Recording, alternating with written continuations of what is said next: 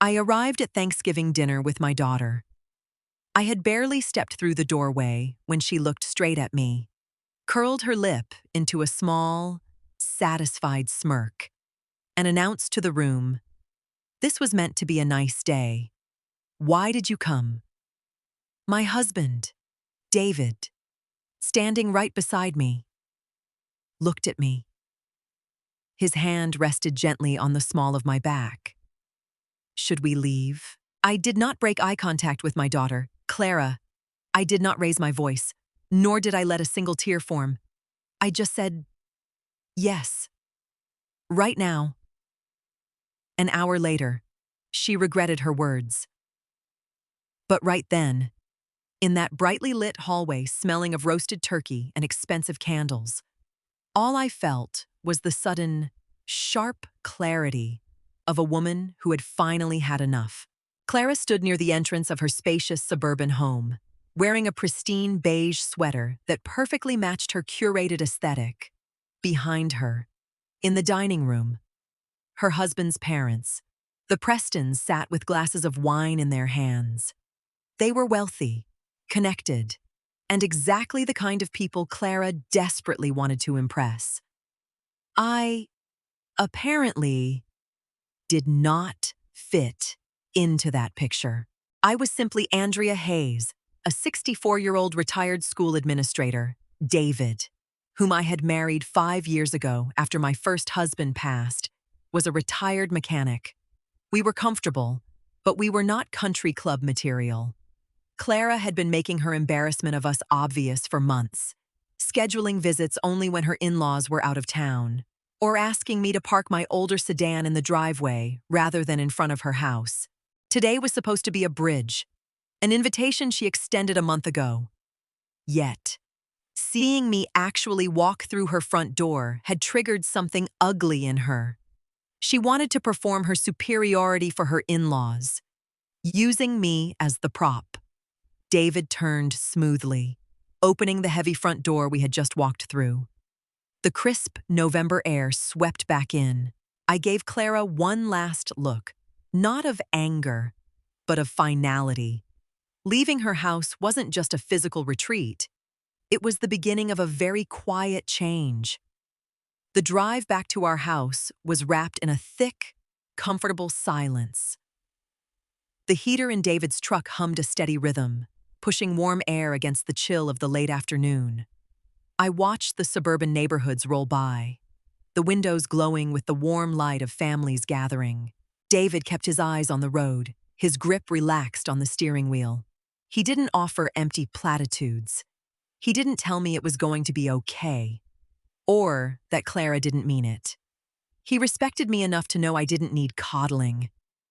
"You handled that perfectly," he finally murmured, reaching across the center console to squeeze my hand.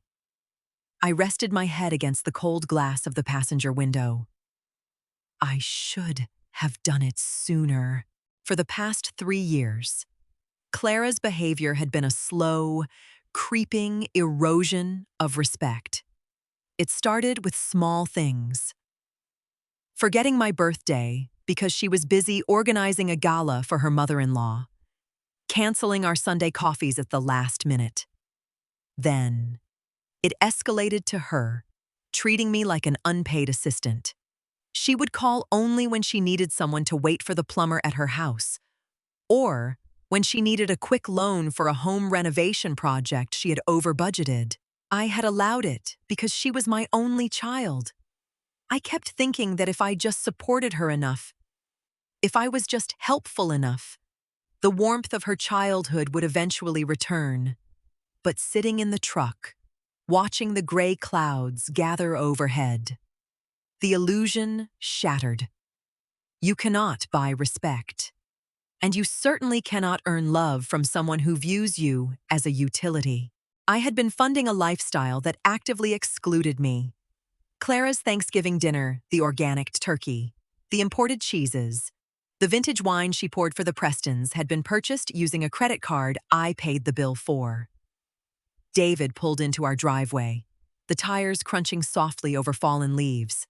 I unbuckled my seatbelt, feeling lighter than I had in months. It was time to stop funding my own disrespect. Our house was modest, quiet, and deeply comforting. The moment I walked through the door, the scent of cinnamon and old books greeted me.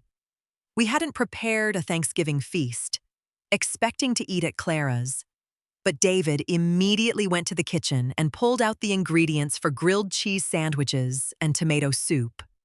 It was simple, and it was perfect. While the butter sizzled in the pan, my phone vibrated on the kitchen counter. Then it buzzed again. And again, I picked it up. Clara's name lit up the screen, followed by a barrage of text messages. "You could have just stayed. You always have to make a scene. Greg's parents are asking where you went. It's so embarrassing. You really ruined the mood. Thanks a lot." There was no apology, no realization of what she had actually said to me in front of a house full of people. She was only upset because my absence made her look bad to the audience she cared about. She wanted a mother she could belittle, but she also wanted the aesthetic of a perfect, complete family. David set a steaming mug of soup in front of me, glancing at the glowing screen. "Do you want me to turn that off for you?" I took a slow sip of the rich, warm soup. "No." "Let her type. She's showing me exactly who she is." I didn't reply. I simply read the messages, absorbing the entitlement radiating from every word. Clara truly believed she held all the cards. She thought my silence was me retreating to lick my wounds. She thought I would eventually text back an apology for overreacting, just to keep the peace. That had been our dynamic for far too long. I would absorb the blow, and she would pretend it never happened. I finished my sandwich, wiped my mouth with a napkin, and pushed my chair back from the table. "I need to use the computer for a few minutes," I told David. He offered a knowing smile. I walked down the hall to the small spare bedroom we used as a home office, my finger itching to press a very specific button. The glow of the laptop screen illuminated the dark office. I navigated to my primary bank's website and logged in, watching my dashboard load. Years ago, when Clara and Greg bought their home, money was tight. I had added Clara as an authorized user on one of my premium credit cards. The rule was simple: use it for emergencies, or for groceries when things got rough at the end of the month. But as Greg's career took off and Clara became obsessed with keeping up with his family's social circle, the emergencies shifted. A breakdown of the water heater turned into a charge for organic catering. A trip to the pharmacy turned into a stop at a high-end boutique. I had paid the balance every month, silently enabling her choices. I clicked on the account settings. The interface was straightforward. A list of authorized cards appeared. I found Clara's name. Next to it was a small, red button labeled Remove User. I didn't hesitate. I didn't think about how she might feel, because she certainly hadn't thought about my feelings in her hallway. I clicked the button. A prompt asked if I was sure. I clicked Confirm. The card was deactivated instantly, but I didn't stop there. I opened my savings accounts. I had a separate account labeled Clara's Fund. It held a substantial amount of money I had been saving to help them with future expenses. Perhaps a college fund, if they ever had children. Or a safety net. I selected the transfer option, moving every single cent from that fund into my personal retirement account. I renamed the empty folder Closed. It took less than 5 minutes. No lawyers, no arguments, no grand declarations. Just a few clicks of a mouse. And the financial umbilical cord was officially severed. I closed the laptop, the screen going black, reflecting my calm expression. I walked back into the living room, where David was putting on a movie. I sat beside him, pulling a blanket over my lap. Clara wouldn't notice the changes until tomorrow. But tomorrow was coming fast. Friday morning arrived bright and freezing. David and I spent the morning drinking coffee on the back porch, wrapped in thick coats, watching the neighborhood birds fight over the feeder. It was peaceful. My phone had remained completely silent since Clara's barrage of texts the night before. Around 11:30 a.m., the silence broke. The phone rang sharply on the patio table. I glanced at the caller ID. Clara, I took another sip of my coffee, letting it ring 3 times before sliding my finger across the screen. Hello, I answered, my tone perfectly even. Mom. What is going on with the card? Clara's voice was pitched high, tight with panic and irritation. The background noise was unmistakable, the echoing chatter and soft classical music of an upscale department store. It was Black Friday, and Clara was out shopping. Which card? I asked, looking out at the frost on the lawn. Your card. The blue one. I'm at the register at Nordstrom with Eleanor. Eleanor was Greg's mother. We've been in line for 20 minutes, and the cashier is telling me the card is declining. It says, unauthorized. Did the bank flag it for fraud? She sounded incredibly annoyed, as if I had personally caused a computer glitch to inconvenience her. No, I replied smoothly. The bank didn't flag it. Then why is it declining, Mom? Eleanor is staring at me. Call the bank right now and fix this. It's humiliating. I leaned back in my patio chair. I could perfectly picture the scene. Clara, holding up a line of wealthy shoppers, trying to hand over a piece of plastic that no longer worked, with her judgmental mother-in-law watching her every move. I can't fix it. Clara, I stated, keeping my voice devoid of emotion. What do you mean you can't fix it? Just verify the purchase. There is no purchase to verify, I explained patiently. Clara thought it was a bank error, but she was about to learn the truth. The line went quiet for a fraction of a second, save for the ambient noise of the department store. What are you talking about? Clara finally demanded, dropping her voice to a harsh whisper so Eleanor wouldn't hear. I removed you as an authorized user last night, I said. The card is deactivated. It won't work today, and it won't work tomorrow. You did what? She gasped, stepping away from the register. Are you crazy? I have $500 worth of items on the counter right now. How am I supposed to pay for this? I assume you'll have to use your own money. Or perhaps Eleanor can cover it. Mom, you cannot do this to me.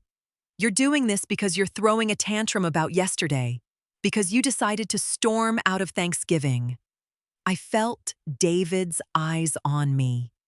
He smiled proudly. I didn't storm out.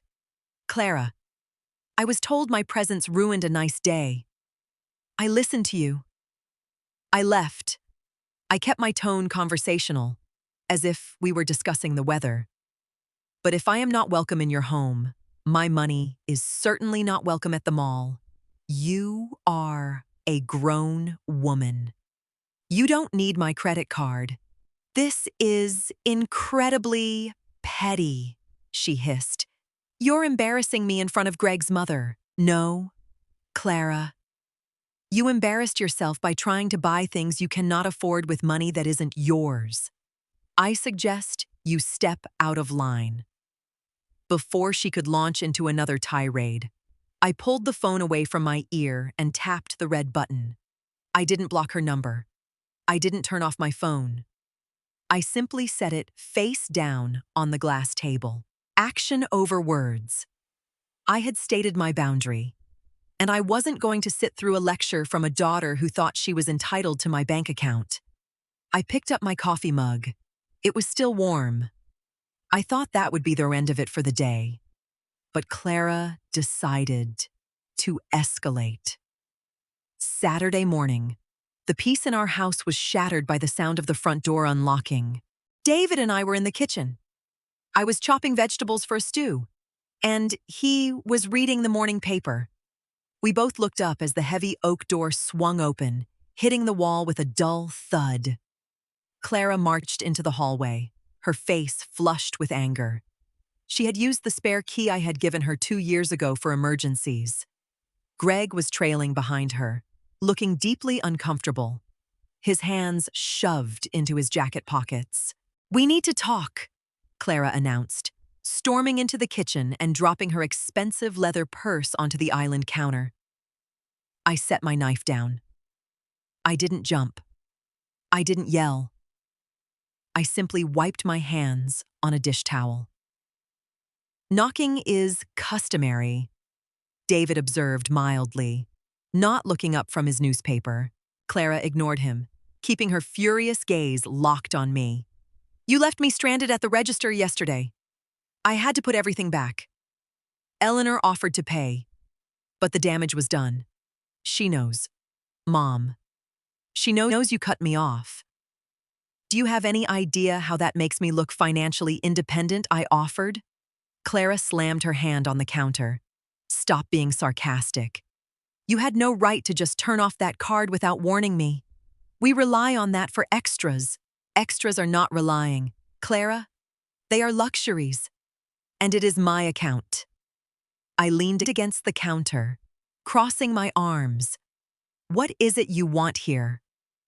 "An apology." "I want the card turned back on," she demanded, crossing her arms to mirror me, though her posture was rigid with entitlement. "And I want you to realize how toxic you're being. You're trying to control me with money just because we had a disagreement." She had twisted the narrative entirely, casting herself as the victim. She thought she still had absolute access to my life, my home, and my patience. But I was already changing the locks in my mind. I looked at Greg, who was staring fixedly at the floor tiles. "Greg, do you agree with your wife? Do you think I should be paying for your Black Friday shopping after being told my presence ruined your holiday?" Greg shifted his weight. "Andrea, look." Clara was stressed yesterday. "We're just asking for things to go back to normal. Normal is over," I stated clearly. I turned my attention back to Clara. I didn't engage in her argument about toxicity or control. Arguing with her was a trap designed to drain my energy until I gave in.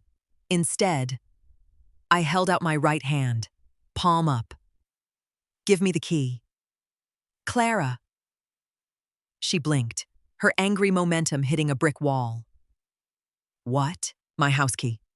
The one you just used to walk in uninvited. Put it in my hand." Her face went pale, then flushed a deeper red. "Are you kicking me out? I am your daughter. You are a guest who walked in without knocking." I corrected. "The key was for emergencies.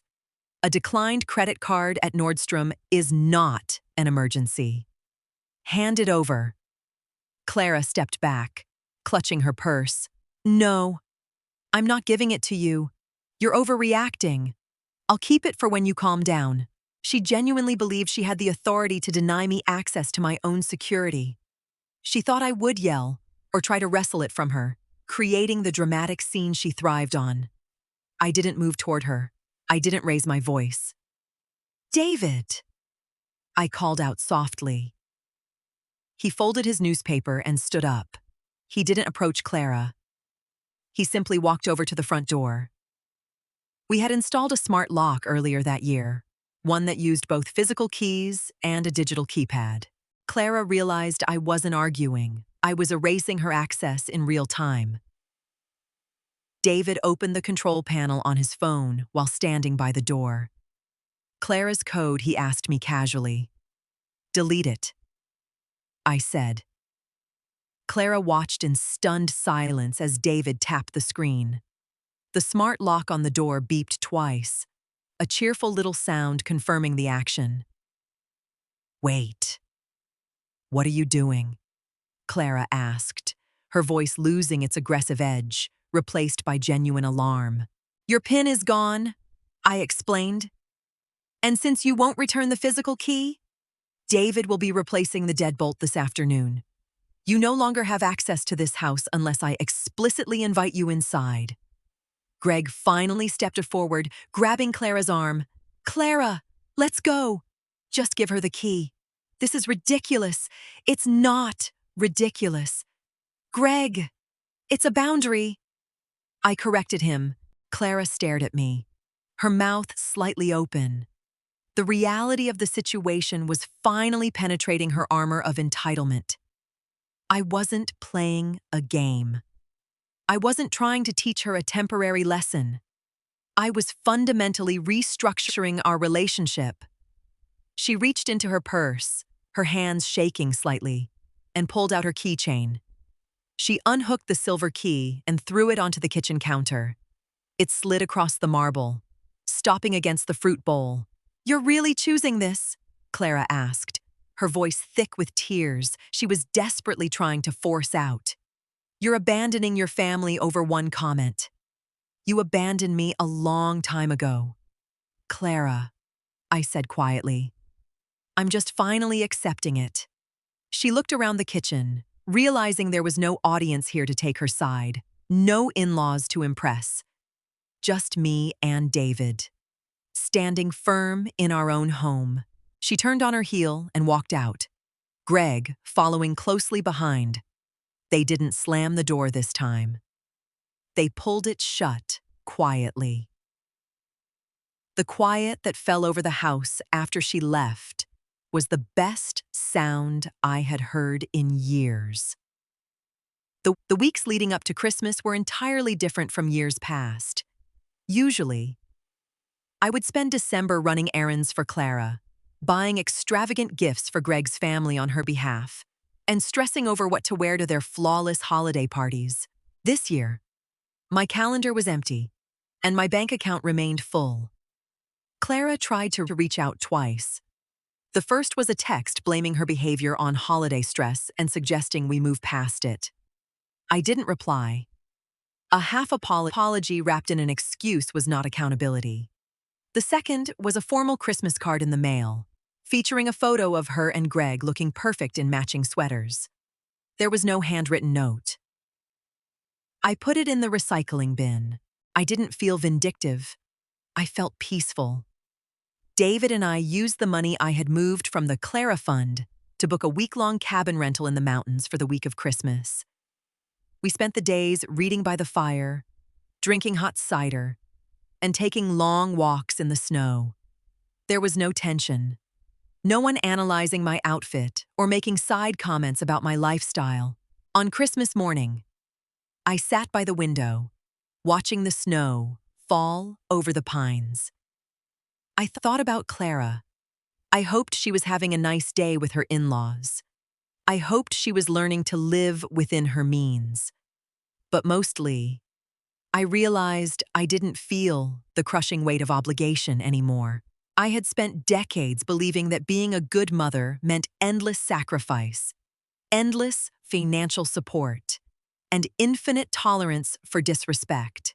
I had finally learned that true peace comes from knowing what you own: your money, your home, and your self-respect, and fiercely protecting it. David walked up behind me, wrapping a warm blanket over my shoulders. Merry Christmas.